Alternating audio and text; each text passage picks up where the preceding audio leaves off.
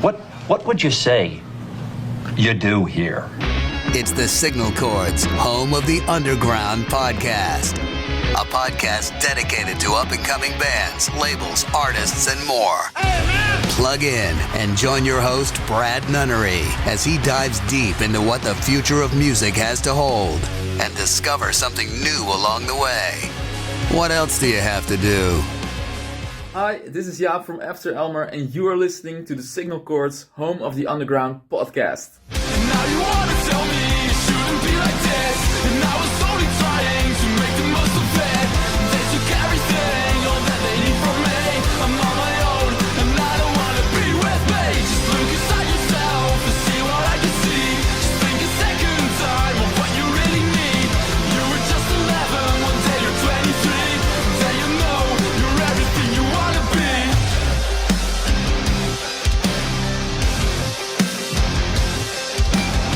That's 246 toothpicks by our friends in After Elmer. Much thanks to Jaap for recording that promo for us. Really do appreciate it, man. If you want to find out more about After Elmer, visit them on any social media platform at After Elmer. All right, good stuff. What's up, everybody? My name is Brad Nunnery. Welcome to Signal Chords, home of the Underground podcast, episode 9. Set to talk to us is a really killer pop punk, melodic punk band out of Manchester, UK. They're called Wyres.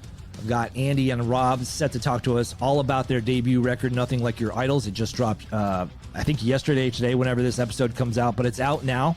I highly recommend you check it out. Here is a song from that record. It's their latest music video. It's called Salt of the Earth, and it's on Signal Chords, home of the Underground podcast. Sever the anchors, they're weighing you down. 'Cause where you are lost is where you'll be found. Cut all the ties that hold you back. 'Cause under the street light where you were sat, we made a pact and it won't be the last. If all this time was wasted, let's waste it all again. When something you've lost is something you found, it's a reason enough to mend. And nothing that's golden is faded, it walks with you through the cold. But sooner or later you'll ask yourself, where does the time go? What's up, guys? Thank you so much for joining the podcast. Really appreciate it, man. It's really awesome to talk to you guys today, Andy and Rob from the band Wyres. I was talking to you guys before we started recording about how big of a fan I am of your band. I love everything that you're putting out. You guys got that wheelhouse that I really love about punk and / pop punk, that melodic punk style. You've got a brand new album out right now. It's called Nothing Like Your Idols. But it's not nothing new to you have your previous work with Northern Lights, your EP, so you've had some songs out prior to this, but this is your debut LP. How does it feel to finally get it out there, and how long has it been in the making of putting out this record? Oh, well, firstly, thank you so much, Brad, for having us on the podcast. It's a pleasure to be with you. And yeah, it feels incredible. This is Andy, by the way, and I know Rob will echo some of the points I make, I'm sure, but it does feel incredible because we a couple of us in the band, myself, Rob and Scott, we actually go way back. We've played in bands before, right through our youth. I had some great experiences there, and maybe we'll discuss aspects of this, but there have been times where we questioned whether or not we'd be able to sustain playing music together because of one reason or another. So to be able to come back and manage to put together a full album, as you said, following an EP, it's just a joy. It's a real privilege to be able to be still playing the music we love, loud crashing cymbals, loud guitars, roaring vocals, and we just love it, so it's great. And I think you'll probably agree with me, Brad, that the punk rock community, whether you're in America or over in the UK, Europe, it is a family, and the people that sustain you, that come to watch you, it's more than just going to watch a band, isn't it? There are things you have in common with people who go to these shows, whether it's musically, artistically, politically, whatever it might be. There's always something that you have in common with the people, and at the same time, we love to watch the other bands that we're playing gigs with as well. So it's a great feeling to be playing. Rob, sorry, I've said a lot there, but No, it's fine. But yeah, it's like, it feels amazing to put an album out, because in a weird way, that's kind of like the wrong thing to do for a band of our size. But we did the EP, and then Scott, so like Andy said, we played music for years. But Scott's never had the chance to do an album. He had to leave the band that we played in with before we put albums out. So me and Andy have done it. And Scott, who is Mr. Algorithm, like, look, we're lucky to have Scott. He understands the internet world where we don't at all. He was really conflicted, because he was like, it makes no sense to do an album, but I really want to. So we were like, well, music's not fun. What's the point? So it feels amazing that like we've actually set out to do a record, like full length, and here it is now out in the world. Yeah, it feels amazing.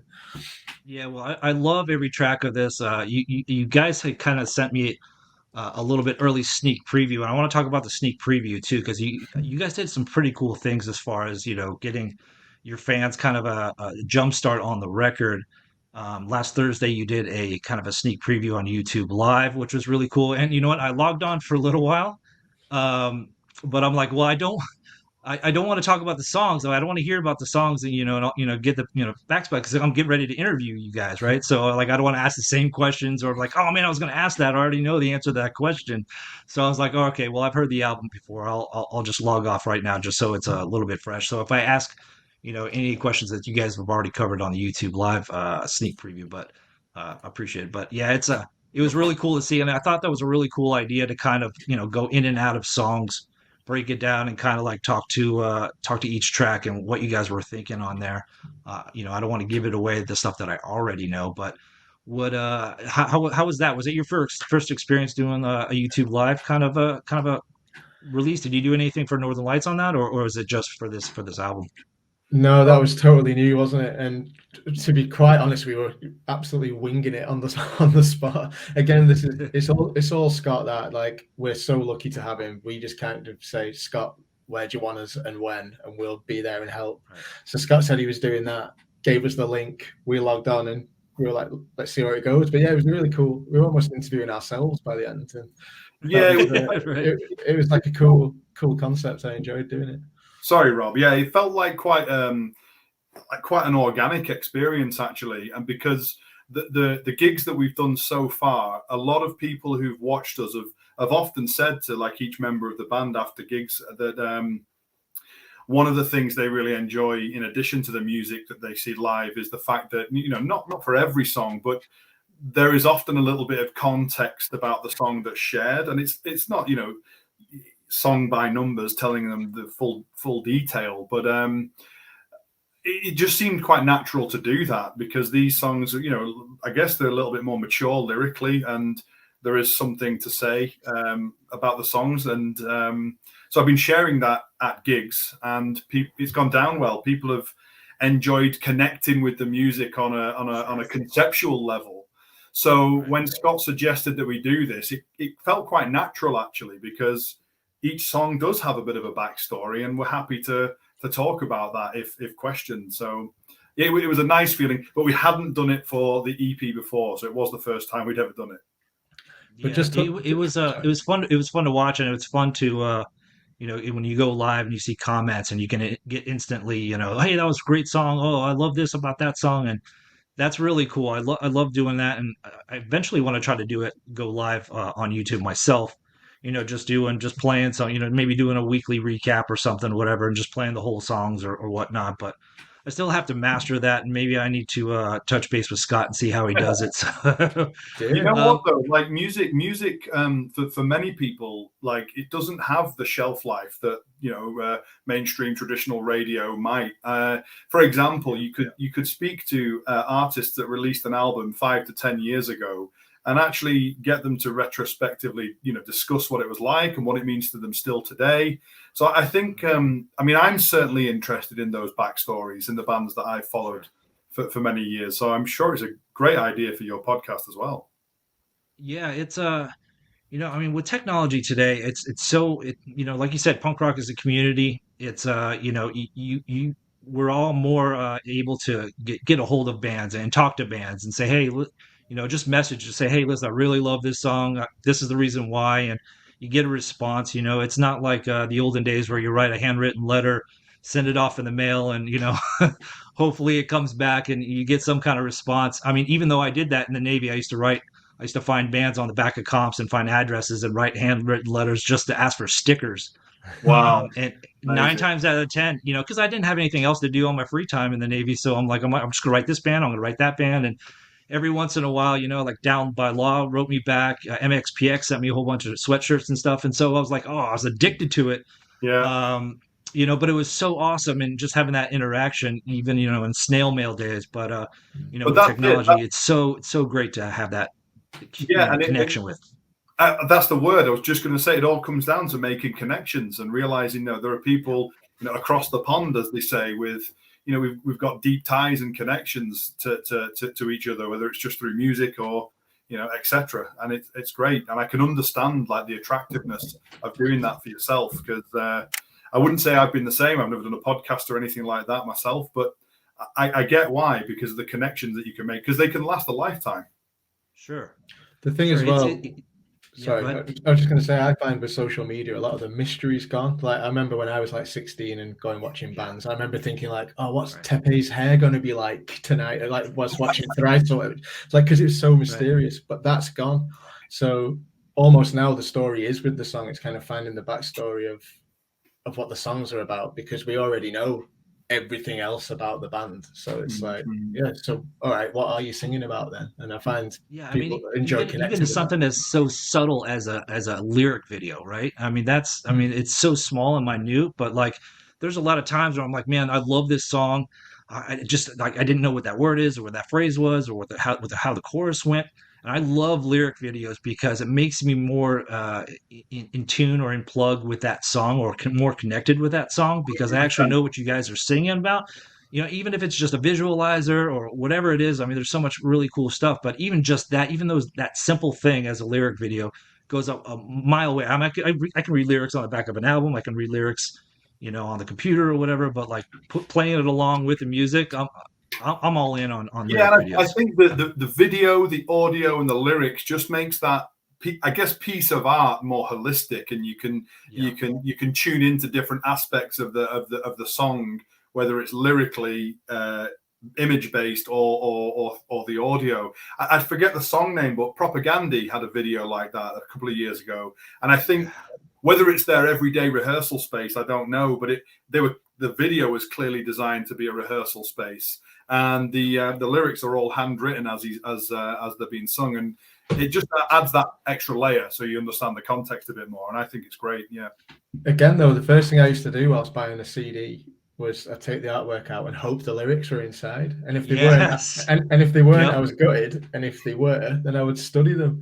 And again, like the loss of the CD means the loss of the lyrics. So yeah, the modern version is the lyric video. But I'm with you. Like, oh, sorry. I used to record songs on the radio on my tape player, and what I would do is and I learned this from my sister. I would record the song, and I'm like, all right, it's great. And this was before you could find out lyrics or whatever. Before everybody started putting lyrics on their stuff. This is like late '80s, maybe early '90s, and I would rewind and I would go, okay, two sentences, okay, and I would write it down, and press play again, and then write it down. And I saw my sister doing that. My sister used to do it. My oldest sister. I'm like, that's brilliant. So I would do that, and then I would know the lyrics within like a day, and I would be able to sing the whole entire song. So that was kind of like my intro of trying to do lyrics. It's just a little fun fact, but yeah, I was a big nerd back then, and trying to record all that stuff. Well, I remember the same, and you'd always hope that the DJ who was playing them on the radio wouldn't speak before the end of the song. You just want the whole right, or go into like some kind of car commercial or some kind of crazy like audio stuff. Yeah, you're just praying like, oh, please don't start talking, or they talk too much, like on the ramp up, right? Before the song. So, and then you think, I'll record it again tomorrow when they play it again. Yeah, because they're going to play it 30,000 times before. You just got to find out when they're going to play it. So I want to get to you guys also did another sneak peek. With anybody who bought tickets for your album release shows, you got a whole bunch of shows lined up in Manchester, your hometown, Newcastle, London, Telford, Bristol, Newport, Darwin. So I thought that was really cool. If you buy a ticket, we're going to give you a sneak peek of the release. I thought that was really cool. What made you guys kind of decide to do that, and how successful was it? Is it something that you guys will continue to do down the line? Well, funnily enough, the one you came to was actually that one, because we decided to open it up because, yeah, it proved popular, but in the same breath, not like overwhelmingly popular. So we thought, oh, well, forget it, because we'll open it up to more people, and which is a good idea in hindsight, because it meant like you could come and other people could come, because, you know, in hindsight, it's only 7 gigs around the UK. So by opening it up meant more people could come. But definitely, I mean, I think those ideas are great, but it's like I'm sort of speaking on Scott's behalf again, because Oh yeah, he's the master at that. Yeah. yeah, because honestly, and Andy won't mind me saying, me and Andy are rubbish at it. Like, but we're so lucky to have Scott, and he comes up with these ideas, and we're fully behind him and support him as much as we can. And I wish Scott was sat here, but I think he's gone on holiday today, which is why he can't make it. And well-deserved holiday, because he's been carrying us on his back for the last time. He's the hardest working man in Wyres. Exactly. He's on a well-deserved holiday. But yeah, and it's weird, and without sounding like cheesy, because they're like ideas I would never come up with, I actually really enjoy doing them almost as a bit of a fan as well, if that makes sense. Because it's like, yeah, oh, this is really fun. Like, I didn't expect to be sat at my computer today chatting away about stuff I really like. Because I know that sounds egotistical, because obviously some of the conversations about Wyres and what we do, but I like how they digress onto other things, like you recording music off the radio and writing. Like, I love all that, and that kind of goes back to the family aspect Andy was saying. Like, we all have our things with music where we do that kind of stuff. So yeah, so I hope we do more things like this, because again, it's that connection. But it's fun. It's like, yeah, no, it's awesome. And not a lot of bands do it, you know, kind of what you guys are doing. So maybe it's kind of like, you know, if anybody's following you guys, they can kind of take a page out of your book, say, hey, listen, this was a really cool idea, or just expand on it, and everybody's trying to expand on it. Or maybe you guys do something different next time, but in that same vein kind of a deal. It's all about, you know, testing those waters and switching it up a bit. And now the show, oh, go ahead, Andy. I was just to say, like, fundamentally, we recognize that we're, you know, a very small band. This is our first album. And, you know, we said at the very beginning when we started the band that there are 2 goals, really. One, we want to enjoy it, and we don't want to get completely consumed with that relentless drive to quote unquote make it. You know, it wasn't about that for us. It's about the sustaining a genuine passion of music and playing music together. So we said, on one hand, it's got to be fun and enjoyable, but on the other, let's do everything we can to be heard by as many people as possible. Like, and you know, and part of that is, like Scott would say, who is here in the meeting, in the podcast, being creative, taking a risk, trying something new. And he is really creative where that's concerned. So, you know, if that was to inspire another band to do something like that, then that's a great little victory there. Like, you know, because we're all learning. I know digital music is old now; it's not new, but there are always new techniques to getting heard that are out there, aren't there? So. Just on that, and I know we're using the words like connection a lot, but we've always, from day one, we've had this mindset, and it sounds like, yeah, but it's true. But we would rather play to a room of 50 people that really give a shit than 500 people that don't really care. Right. Yeah. I mean, ideally, we'd like to play to a room of 3,000 people that really give a shit. But you know what I mean? It's like, but if we only play to small crowds, you'll get there. Yeah. But if we're only playing to small rooms, but that are filled with people that really care, feel connected, care about Andy's lyrics, that means way more. It's like, and we've always just, like, you know, every few months we'll get a message from someone, and it'll just be like, I can't tell you how much your music means to me, and like, it's got me through this time or whatever. Yeah. And that one message that comes through, like, sporadically, means way more than like, I bought your t-shirt because it had a really cool picture on the front, but I don't really know what your song titles are or whatever. Like, that's right, because that's how I connect with music. I want to go and watch a band that connect with me, and that's kind of how I want to play music, to connect with other people. And if that's, that doesn't have to be a million people. Like, connecting with one person and we were really surprised by this, but we had an experience of that, didn't we, Rob? At a gig we played not too long ago, there was a a box that had been posted to the venue in advance of our arrival at the venue. And it was a letter from someone who loves the band and like it followed the lyrics closely. And this person collected playing cards and asked us to sign them and write a little letter back to him. And it's like a prepaid postage stamp and everything. And like we wrote a letter back immediately. And it just, again, going back to that community word, it was actually so reassuring, humbling, and such a compliment for someone to take the time to do that. So if your music's connecting with anybody in some way, it's a privilege. Right. Yeah, that's it. It is one of those things where, you know, it means so much. I mean, I'm sitting here talking to you about the time MXPX wrote me back in 1995. You know what I mean? I remember that shit. You know what I mean? If you go above and beyond to send something, especially a self-addressed stamp, envelope, and all that kind of stuff. You know, I thought about doing that with like vinyl. Like I'm going to send a vinyl to somebody. Like I'm going to buy the vinyl and then I'm going to mail the vinyl, and it's going to cost me probably about $500 to send it and bring it back and get it signed and all that kind of stuff. It'll take probably about 12 years, but I mean, it might be worth it. But it is awesome building that community. And you guys are talking about doing shows, and you know, I kind of want to circle back a little bit on the shows. So with your album release, you know, shows that you're doing in Manchester or, you know, in Telford, Bristol, are you going to do the whole album from start to finish? Or are you just going to do, or maybe that's select shows, or are you going to just kind of mix it up between Northern Lights and the new album? Or what's kind of the goal on this album release shows that you're doing? That's a great question, actually. On the album release show on the Friday, the 6th of October, we are doing the album back to back, along with some of the older songs, as you mentioned, that were released previously. But I'm just trying to remember, Rob, like one or two of these shows like small festivals, or are they all headline shows? Because I can't quite remember if they all are headline. They're all festivals apart from London, they're all headline apart from London, which is a festival. So yeah, so we'll be under time constraints at one or two of the shows, and sure, it might. Yeah. Go ahead. I was going to say, I reckon the rest of them will probably just mix up the set, but and make the album launch a bit more of a events. Probably, I don't know. The album launch will be like, we're doing this as a one-off. I think the rest will be like, we'll just mix up the set. Yeah, and what's the music scene kind of out there in Manchester and around the UK as far as the punk rock kind of scene? Is it a tight knit kind of community, or is there a lot of events? Actually, should I say a lot of places to play? You know, I mean, there's a lot of places that are right here. You know, that you're doing all these shows. Are these relatively close, or are you going to have to travel a lot?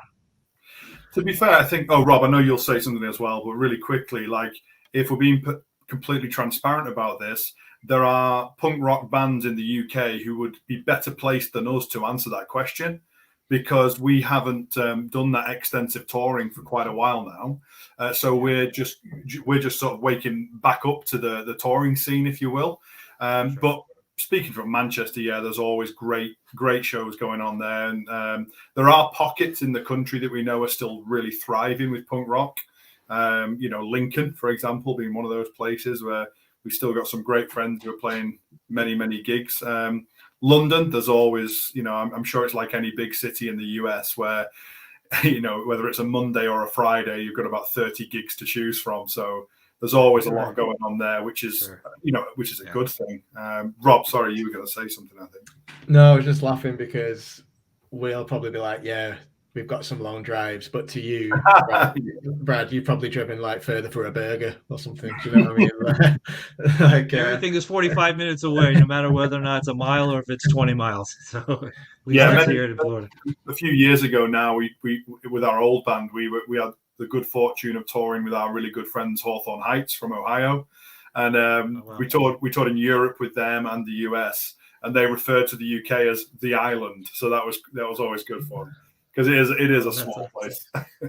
Yeah, no, that's awesome. Every place here. I mean, I was talking to Free Spirits who are from the UK too. They're from London, and they were saying about Texas. I mean, Texas, you can pretty much play all year in Texas if you wanted to. You could just take a tour. There's just so many different. It's like a different country, Texas. In California as well. We drove we played maybe 6 shows in Texas, but I remember one day we were on the road all day and we were still in the same state, and I could not believe the landmass. It was crazy. I mean, we were out there we were out there for 6 weeks, weren't we? And I remember halfway through, so like 3 weeks in, just being like, we've not been near the same place like twice, like even remotely close. Like if you drove around the UK for 3 weeks, you'd pass the same city like 15 times. It was like, this is insane. Brad, have you been to the UK? No, I have not been to the UK. It's on my bucket list. I was in the Navy, so I've been over in Europe and all that. I've been to France, Italy, Spain, all that kind of stuff. But we never went to England in port or anywhere. But that's definitely on the bucket list. England and the UK and Australia are the two countries on my bucket list. If you ever do a little bit of traveling around England, I think you will be surprised at how little you have to travel to hear a completely different accent. Oh, really? Yeah. So yeah, like we live in the northwest in Manchester, and if you drive 20 minutes towards Liverpool, you're going to hear a completely different accent, and it's the same right across all the regions as well. So different places in the northwest of England, even though it's such a small place, have got different accents. So yeah, American people, when they come over, they say, well, wait a minute, the people in Glasgow are speaking the same language as people in London. I can't understand what they're saying, and so on. Yeah. It's really interesting. Yeah, I never thought about that. I knew that there are different, there's different dialects and all that kind of stuff.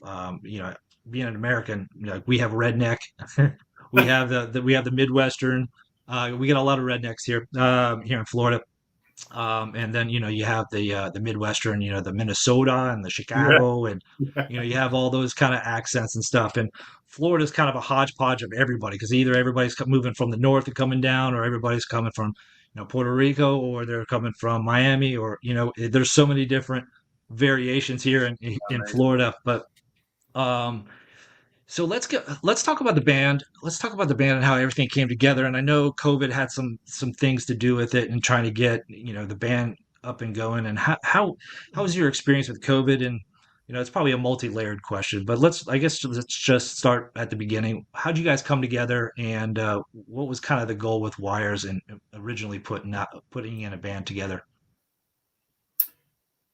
Rob, feel free. I feel like No, don't be daft. So we had the idea just before COVID, so it wasn't like it formed in COVID. It was like COVID put the brakes on it immediately. I mean, it's just one of those things. Me, Andy, Scott making music. It's just one of those things in our lives that makes sense. We were already playing music in another band that was great, going great, but it was a slightly different style. So we just wanted to do something on the side that kind of went back more to our sort of 2002 punk rock, pop punk roots, if you will. Yeah. And we had a friend called Sam who was interested. Funny, we'll come back to Sam. He's actually produced the album for us. But he was up for it. So the four of us started jamming. Like when our COVID rules over here allowed 4 people in a room or whatever for X amount of hours. Like we were like, cool. Well, that means 4 people can get in a practice room for X amount of hours. So we did that and had a few jams. But then I think COVID made Sam realize he wanted to focus more on the production side of things. And sorry, just waffling. So yeah, instantly we were like, the 3 of us were a bit like, okay, so we need, because Sam was the vocalist. So it's like, well, we've got all these songs with music, but we need vocals. Mm-hmm. So then we actually asked Cy and Jim, who were in Failsafe, mine and Andy's old band, if they were like, because they both got kids, but we're like, oh, their kids are now old enough, they might want to make music again. So they were like, yeah, we're on board. And we're like, oh my God, it's the dream lineup. And then after one jam, Jim realized, I don't want to really do this actually. I'm not into music anymore. So that was another vocalist that left. So then we had Cy still in the band, but he can't sing and he won't mind me saying that. So we were like, okay, so now we're a 4-piece, but we're still no vocalist. What do we do? So we kind of sat down and had the conversation of like, we'll try it ourselves. And we really thought on first conversation, we thought like Andy, myself and Scott had like really set kind of like share like the vocal duties, like almost like a third each. But it just kind of became apparent Andy was better at it than the rest of us. So I don't know, he's going to be modest, but like his lyrics were great and just melodies and stuff. So me and Scott, I'd say, do more than the average backing vocalist, but Andy does like most of the main vocals, and that's kind of where we're at. And then Sai realized he couldn't commit as much as he wanted, and then Lewis came into the picture. So which is probably about a year ago now, do you reckon, Andy? Yeah, it is. And Lewis was a good friend of Rob's who worked in a studio that Rob works part-time in. So that was, a common sense suggestion. But just hearing Rob saying all that, again, I'm coming back to that thing of like community, family, because we did have conversations about how are we going to sustain this band that's not even got going yet. Because there were clearly a number of lineup changes and, barriers for us to overcome. But at no point did we say, should we try and put some sort of advert out to audition people? We always wanted it to be that family and that close unit of friends first and foremost. Sure. And I know that might actually sound quite ignorant to some people, which is totally understandable. But the way we've always played music is literally friends first, bandmates second, and that kind of that persisted in this journey as well. So when Rob introduced Lewis to me and Scott, like, I'm not going to lie, it was a little bit nerve-wracking because there's this new guy I've never met before. But Rob, like, as soon as he vouched for him and said, the guy's a legend, you're going to get on really well with him. He's super relaxed and he's a great guitarist. And Rob, I'm sorry, I'm stealing the point here, but like, we were all absolutely blown away because Rob asked Lewis if he was interested, and he said, sure, send me some of the songs. And within a week, he'd sent us some videos of him rehearsing at home, and he absolutely nailed all the parts we'd done. So it was like, okay, awesome. This guy's committed and he's keen and he's super polite, really friendly, nice person. And then we started practicing together, Rob. Yeah. Well, touching on what you're saying there, for me, the first test of being in a band is, can you sit in a van with that person for 5 hours? And it's like, the rest you can work on. Like, you can work on or you can amend songwriting to someone's ability or whatever. But it's like, you can't change if that person's going to piss you off 1 hour into a 5 hour. Yeah, and it transpired that we were more worried about whether he could tolerate us. Yeah, exactly. But no, so it's worked out. It's worked out great. Like, Sam, a legend, Sai's a legend, but we've had some hurdles to come to step over, but we've really found a really settled place now, I think. And what Lewis brings to the music now is all, because obviously everyone has their own style, and Lewis is different to Sai's, and what Sai brought was great, but the album wouldn't sound how it sounds if Lewis hadn't got on board when he did, and it's great. I really like that you can put his personality over the top of it. It's definitely, yeah. Yeah, so let's that's awesome. So let's talk about how, speaking of the album, let's talk about how the album came together.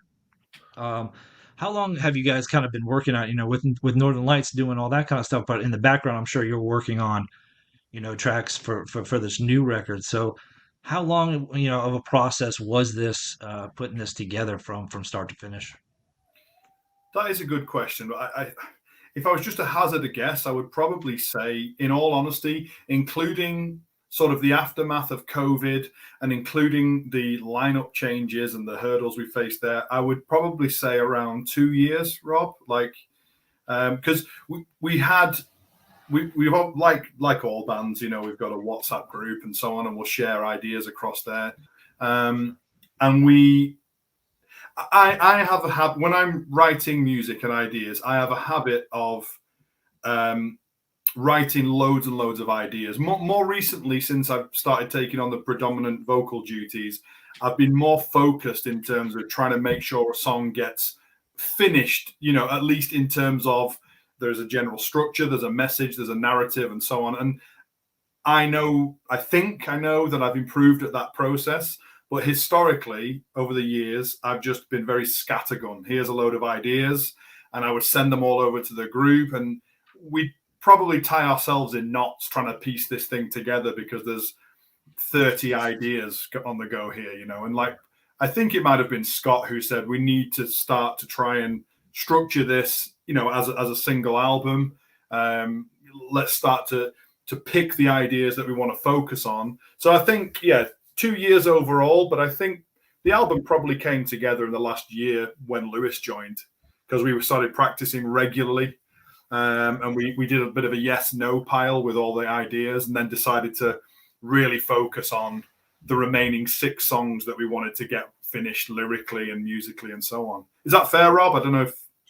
Yeah, definitely. I mean, some of the musical ideas are like older than that, aren't they? Right, like, yeah, for sure.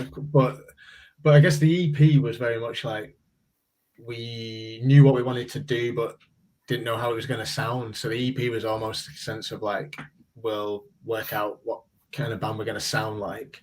True, yeah. And then once we've done that, that kind of like steered us in a direction for the album, like kind of knowing what kind of band we were going to be now. Does that make sense? It's like the EP was almost like sharing our experiment. I don't know if that makes sense, but it's almost like testing grounds, like proving grounds kind of a deal. Yeah, to ourselves as much as to anyone that was going to listen to it. But that kind of formed like, okay, we know what sort of direction we're going to take the album now. But yeah, Andy's laptop is just full of like hundreds of song ideas. So we kind of went through it, and because some of those songs are quite old now because you'd written them, Andy, for someone else to write the words over the top, hadn't you? That was when you weren't a vocalist, so it was like, here's some music, someone write words over the top. But when you became the vocalist, it was like, oh, well, I'll finish that idea now. Like Salt of the Earth was sat on your laptop for probably like 4 years, but without words, because you were waiting for someone else to write them. But then when it was like, all right, I'll write the words now, and it was like, well, instantly it was just like, well, this is going on the album, because it's like, I guess the process of their album, like you say, Andy, about a year, 18 months, but the music for some of those songs has been on your laptop for ages. But it was kind of like, I mean, I'm probably Andy's biggest fan without like blowing smoke at you. Like I don't remember an idea Andy's ever written where I'm like, no, I don't like that, mate. But what the process had to be was, yes, that'll fit on the album. Yeah. No, that's not going to fit on the album. That was kind of the hard bit, kind of going, oh, we like that idea, but as an album, it's not going to work.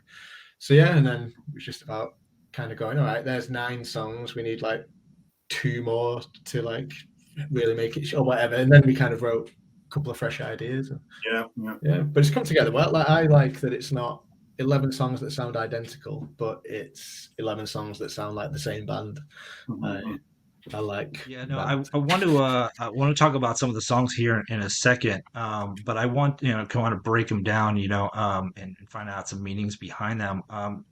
But first, I want to know what the album "Nothing Like Your Idols," where that came from, and what's the kind of the meaning behind that. As far as like a debut album, you want to kind of have like a mission statement, or do you, or don't you?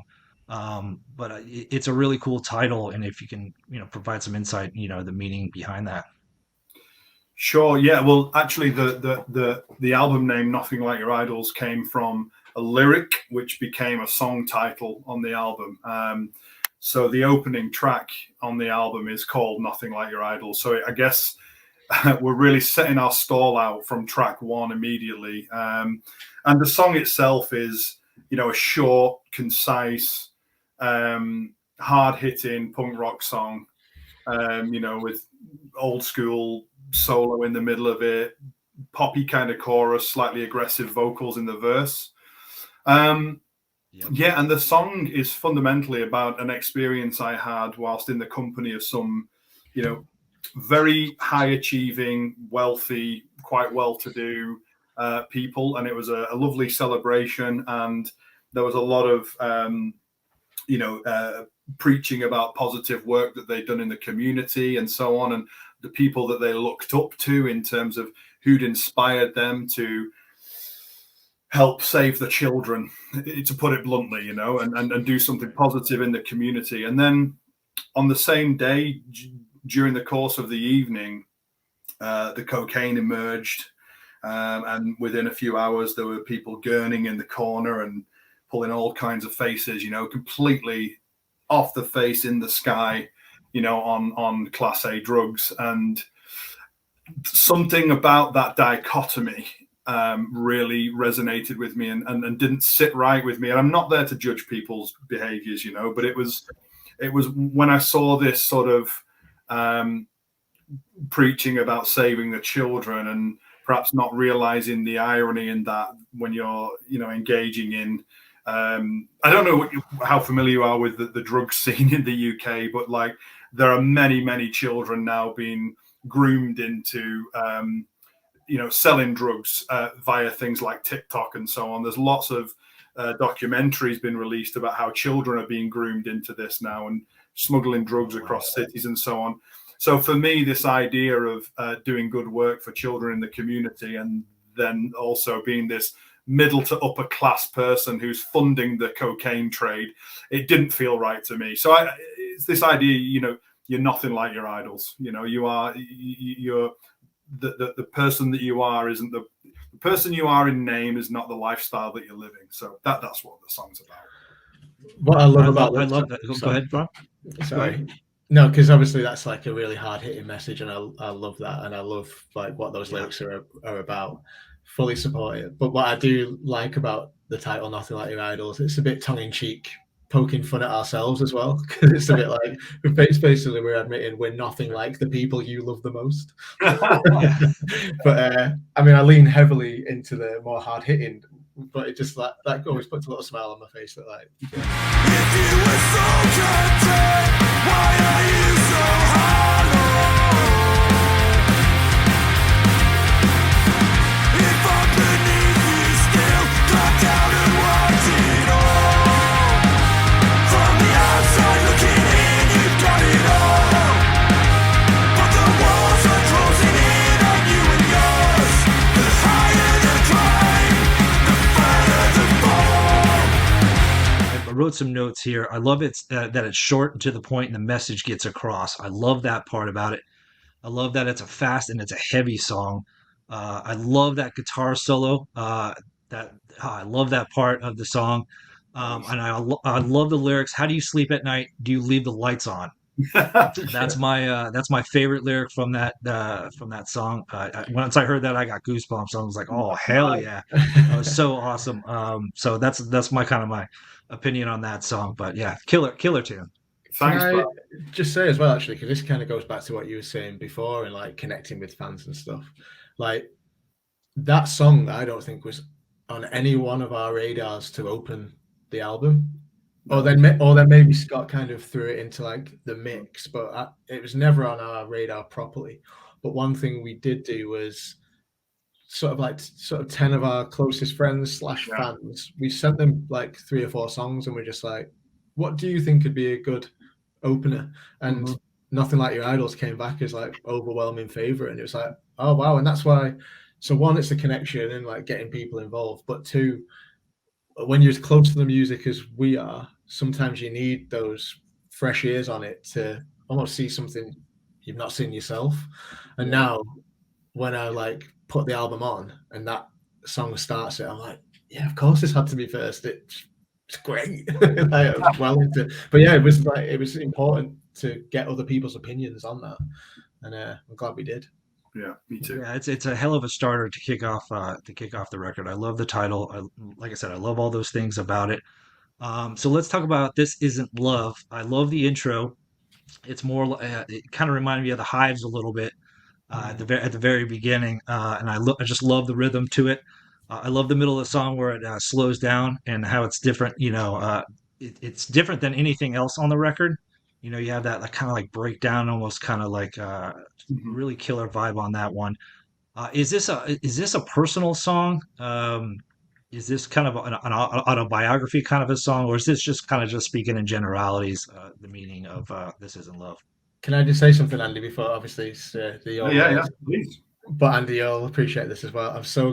I love that you picked up on the Hives, because I often say, like, if we've got a chord pattern in the practice room or whatever, and it's just not quite feeling right, I'll often say to Andy, play it how the Hives would play it. Because it's just like, that's awesome. And basically by that, I just mean like, I love how they're like just constant downstrokes, and it gives like a really cool vibe, doesn't it? Yeah. So, So I love that you said that, because there's a good chance I might have said in the practice room how the Hives would have played it. Anyway, you talk about Yeah, that. well, actually, that song's a really a nice bridge between what Rob was describing earlier with our history with Simon, the old guitarist, because Simon actually wrote those chords, and he once came around to my house and we sat down and just played through them and tried to write a chorus together, and we tweaked it a little bit together, but fundamentally it was Simon's music that he brought to the table.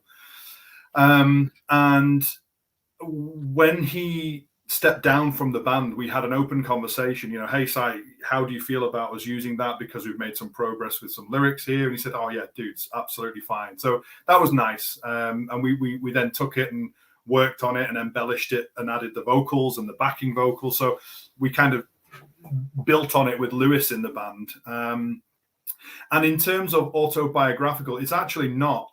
Lyrically, this is probably, you've chosen another one, Brad, that's perhaps a little deep maybe, but I was driving home one day and I saw in a bus stop, there was a homeless lady who was on her own, maybe 4 o'clock in the afternoon, so close to winter, so it's starting to get dark. And I was in a bit of a traffic jam, so when you slow down in your car, you can take your environment in a little bit more. Well, I had the opportunity to see this woman, and we actually met eyes. I mean, it was quite a strange moment. But she was, frankly, she was taking a lot of pride in her environment. She'd clearly set up for the evening in this bus shelter, and she was making her bed, and she was arranging things so that the place looked presentable. And again, just seeing that made me, I don't know, it really just sort of struck me. And that's where the lyrics in the chorus came for, I want the world to know that I'm not giving up. I want the world to see it's giving up on me.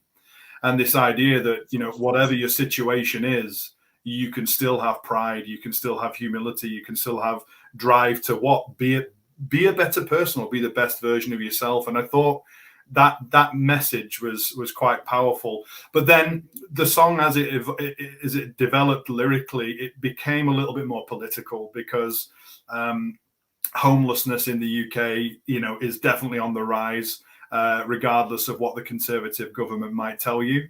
The problems are increasing, and you can see it in particular in places like Manchester. And so it became, I guess, a bit of a political song about the current government's, what I would call, complete indifference to homelessness. And so that's the nature of the song. This isn't love, it's a one-way street that I call home. You've got blood on your feet. This isn't love, it's a self-deception, lying with pride, selling dreams. Your silence says it all. I want the world to know. I want the world to know that I'm not letting go. No, I'm not letting go. I want the world to see it's letting go. And I guess just really quickly, Brad, in terms of that middle section of the song that you said you enjoyed, I mean, Rob's always enjoyed those aspects where we have a bit of a jam, but our history goes back to listening to and playing with bands like the RX Bandits and so on. So we always enjoyed watching those guys live, and they'd always embellish little bits of songs. And I don't know whether we originally intended it to be that long on the song, or whether it was going to be something we did live, but it became part of the song, and we couldn't record it without that section. So hopefully that encapsulates the song for you, Brad. Yeah, it adds a little bit of texture to it. It switches it up to, it's like it came out of nowhere. I had headphones on. I was just like typing up. I think I was building the show up, and then I hear it. I'm like, well, am I still listening to them? Kind of. It was kind of like it was a nice little break in the song. I really love it. All right, so let's talk about "Let Me Go." I love the lyric video. You guys had a lyric video for it. We talked about lyric videos, how I loved it. I love the heavy bass line that Scott has on this. It's almost bouncing souls-ish. Yeah. I just love the sound of the bass. I'm a bass guy. That's my favorite instrument of all time. I try to play it. I play like shit. I never mastered it. I know how to play Inspector Gadget by Lagwagon. They did a cover of it, and I know how to play "Zombie" by the Cranberries. That's all I know. But I always listen for the bass and how it sounds, and I love the bass line in this song from Scott. I love the harmonies at the end. I saw Scott wrote this song, and I know he's got a medical condition called pyrosomnia. And I know he's had some battles with it and all that kind of stuff. And I know he wrote this song. So if you guys can, I know he wrote this song, but what do you love about this song? How is it with you and Scott and all that kind of stuff as far as this song? Yeah, so going back to what we were saying before, I think, did you write the music, Andy? I think this was one of the music ideas that was like... Yeah, this is one of those ideas where the music was there, and Scott took it upon himself to say, hey, you know what? I've got some lyrics, I've got a theme, I've got something I want to say. Here it is. And fair play to Scott, because he'd never done that before. And there's a bit of like a leap of faith on his part, wasn't it, Rob? Yeah, so it was like one of the first, like how I said, how at first we kind of thought the three of us might do like a third of the vocals each because we didn't know how it was going to play out. So this was one of the ones where Scott kind of in those days came back and was like, well, I put some words to this tune. Yeah. And yeah, it was great. And to be honest, I think that was like the first time Scott opened up about how bad his like sleep was. Yeah. I think he'd always kind of joked about it, and he's like, "Oh, I sleep like shit" or whatever. And we were like, "Oh no!" What? And then he's like, "Oh, I've written some lyrics about my condition," and like seeing those lyrics and then him talking about them, it's like, "Oh, wow, mate! Actually, didn't realize like how bad a thing this was." Because I can only imagine, like, I don't know, feeling tired after one bad sleep's bad enough. Like if you feel like having weeks on end of not sleeping because you're convinced the monster's in the corner of the room, that's like, I mean, I'm laughing a bit, but I know it's not funny. It must be brutal. And we saw it firsthand, Andy, didn't we, in a small hotel room where he's clinging onto the radiator because he said someone's told him he's not allowed to touch the floor. But thankfully we can laugh about that because it was funny, and Scott could laugh about it too. But it's one of the funniest things we've ever seen. Yeah, because when he's in that actual moment, though, that's where the terror kicks in, because it's like a genuine like amalgamation of the real world and the dream world, and he does not know what's real. I know I'm speaking for him here. He would definitely be able to articulate it better, but he has described it like that like you're awake and you are aware of your surroundings, but your surroundings aren't real. Like there is something in that environment that is fully fabricated in the mind. And he's almost paralyzed with it at times, isn't he? So yeah, it sounds pretty rough, and I know he's getting the help he needs for it. And yeah, hopefully that'll improve. Or if it doesn't improve, maybe you could continue writing great songs, you know.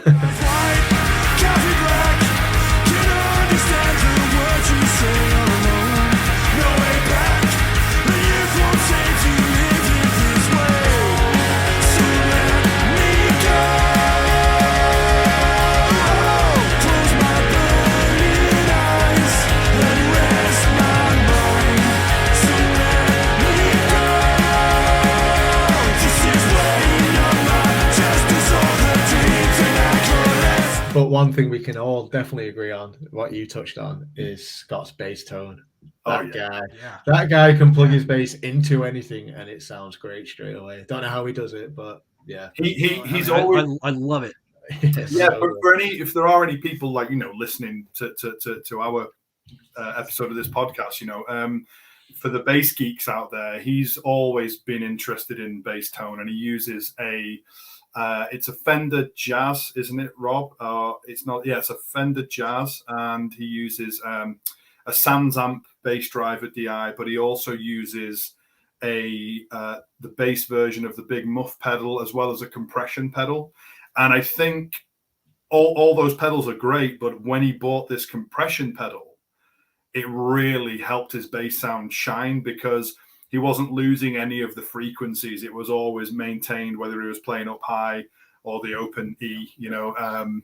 It always has a consistent, like his bass sound cuts through any mix wherever we're playing now, and it always sounds great. So he's also got quarter pounder pickups in, which I think is Seymour Duncan, and so that they could be the secret weapon, because you literally can plug it into anything, and it's like, Yeah. mate, it sounds ridiculous. So. The guy knows what he's doing with both social media and bass tone. Yeah, I mean it's meaty, and I love the meaty sound of it. You know what I mean? It's like, it's just hard to describe, but like I said, it's very Bouncing Souls-ish. It reminds me a lot of Brian Kindlin. I think that's his last name.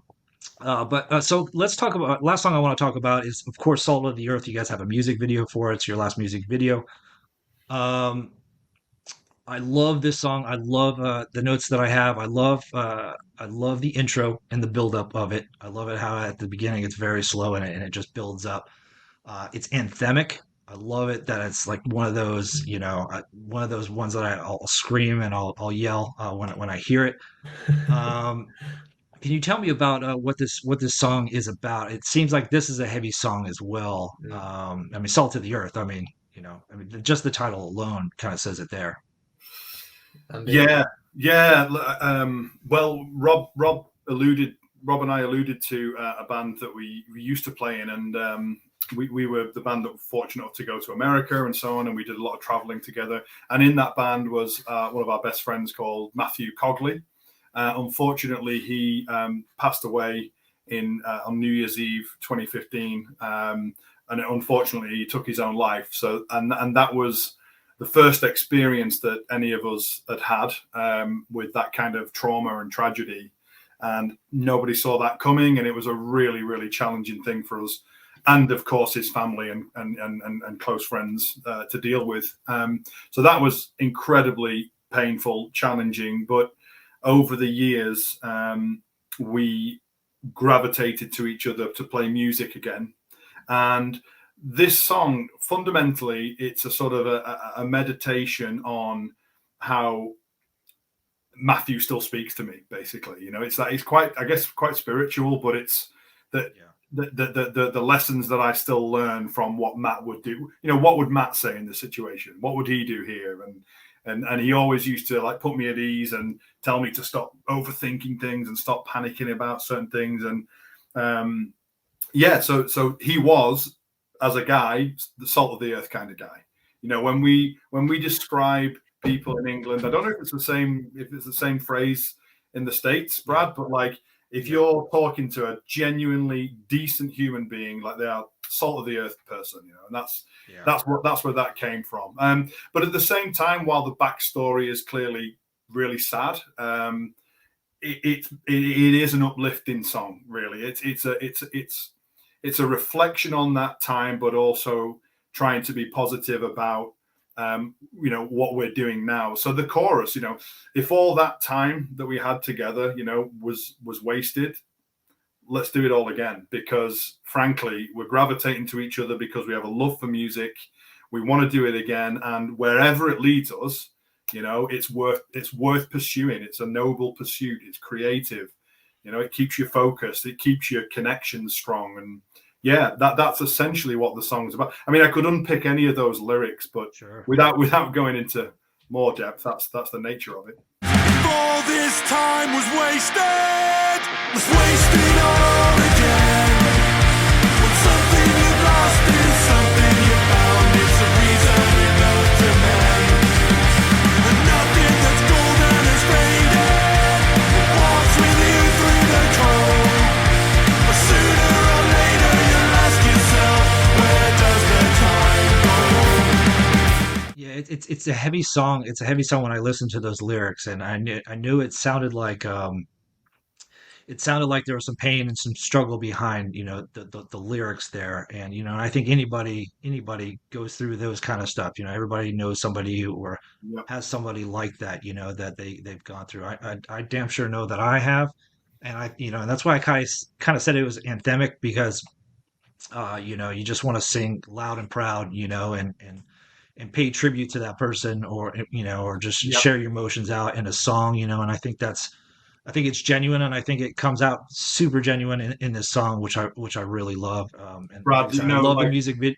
Yeah, thank you so much. And just for context as well, nearly every gig that we've played, just a little bit of context about that song, people have come to us after the gig, and they've told me story after story about someone they've lost, or it might not even be someone they've lost to, suicide or something else. It might be stories about people who've lost someone in their lives that they've reconnected with. So there's been some really interesting connections with that song formulated. And it's, again, I mentioned earlier, if you can connect with even one person, it's a privilege. But truthfully speaking, whenever we play a show and someone says something along those lines to me, I'm genuinely overwhelmed.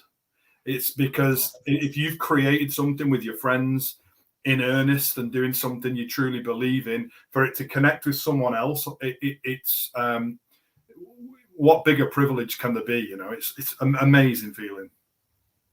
It's the power of music, right? It's you're capturing those emotions, and if it's Salt of the Earth, Let Me Go, This Isn't Love, any of the songs on your record, listening to all of it, I love it. I wish nothing but the success for it. Like I said, I've been following you guys for from the get-go. Every time when I heard Circles, God bless it, that was like, all right, why isn't this the biggest band on planet Earth right now? Because that was such a strong hello, we're Wyres, we're here, kind of a deal. But I wish you guys nothing but success on the record. So I want to know kind of what's next for you guys besides these shows. After the album release shows, any plans to make that tour come to the States? Is that in the future, or are you guys just kind of battling it out over there in the UK until you guys can get more shows or gigs behind your belt, or kind of what's the plans there? Certainly hope to get to the US. Always looking for that opportunity. Before I do answer that, can I ask you, Brad, to flip it on his head? Yep. How did you find Circles?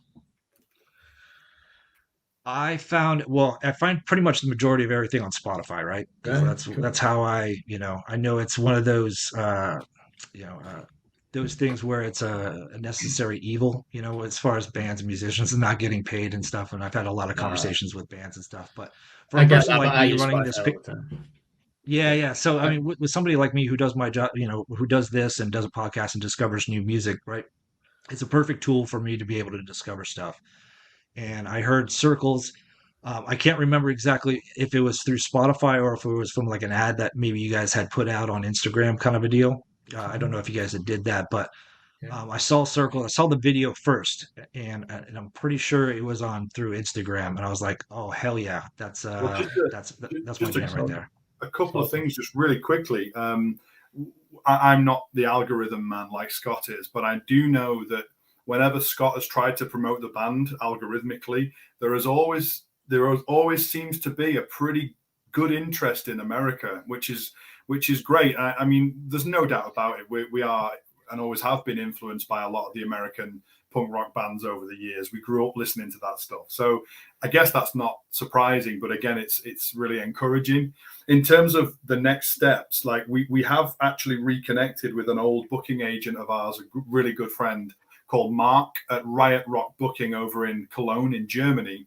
And he has taken the band on for booking in Europe. So he's already, we've just had an offer for a festival in Holland in the new year. So we're looking at getting out to Europe a little bit more. Our old friend and booking agent, Ian Armstrong, at Hidden Talent Booking in the UK, has very kindly offered to support us. So things are happening, albeit as slowly as you might expect for a band with our resources, but we are getting out there more. And again, as Rob said, like, it would be an absolute dream to get out to America. So any of your listeners, any of your friends, if they know any booking agents who might want to take a risk on a band from the UK and help to bring us out there, we would jump at the opportunity. So yeah, watch this space. Brad will definitely do our very best to get out there at some point. Yeah, it'll be awesome, and beers will be on me if you guys make it to Orlando for sure. Oh God, yeah, stop it! Don't need that to happen. No, it's just awesome you've been on board so soon. That's why I was interested, because Circles was literally like when we had like 30 monthly listeners on Spotify or whatever. So the fact that you were involved in Orlando, like from then, that even that still blows my mind. Like, me and Andy have been playing the band for like 20 years, but that still blows my mind that like How did you hear that song when, I don't know, Jeff down the road in Manchester still hasn't heard it yet? However, it's like that. It's got to be it's got to be trippy when you put something out there and you got people from all over the country like listening. That's kind of what's great about Spotify or whatever. People can listen to you no matter where where you're at or any of that kind of stuff. It shrinks. But it's one of those. What's that? I'm just saying. I guess it shrinks the world.